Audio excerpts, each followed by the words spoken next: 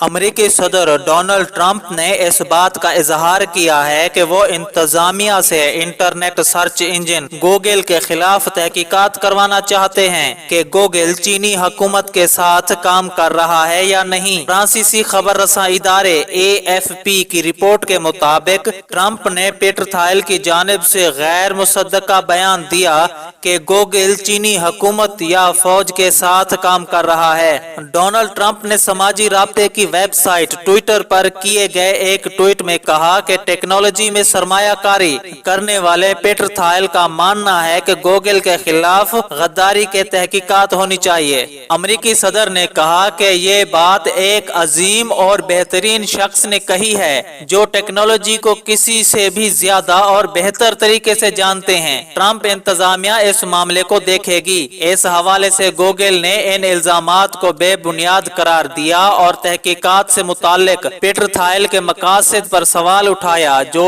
ایک طویل عرصے سے ڈونلڈ ٹرمپ کے حامی ہیں۔ گوگل نے AFP کو دیے گئے بیان میں کہا ہے کہ جیسا کہ ہم پہلے بھی کہہ چکے ہیں، ہم چینی فوج کے ساتھ کام نہیں کرتے۔ میں چین کی جانب سے سرچ کے نتائج کو سینسر 2010 کرنے کی کوششوں کی وجہ سے گوگل نے چین سے سرچ انجن کا خاتمہ کر دیا ہے۔ حال ہی میں گوگل نے چین کے لیے ترمیم شدہ ورژن پر تحقیقات کا آغاز کیا تھا، لیکن اس سرچ انجن کو بیجنگ میں استعمال کی اجازت دینے کا کوئی ارادہ نہیں رکھتے۔ گوگل چین میں اپنا کاروبار محدود کر چکا ہے، لیکن رواں سال جاری کی گئی ایک رپورٹ میں کہا گیا ہے کہ اس کے ایک سائنسدان نے ایک تحقیقی منصوبے میں شرکت کی تھی جس میں شہری اور ملٹری دونوں موجود ہو سکتے ہیں۔ خیال رہے کہ امریکی صدر مختلف مواقع پر گوگل پر تنقید کرتے رہے ہیں اور گوگل کو خود سمیت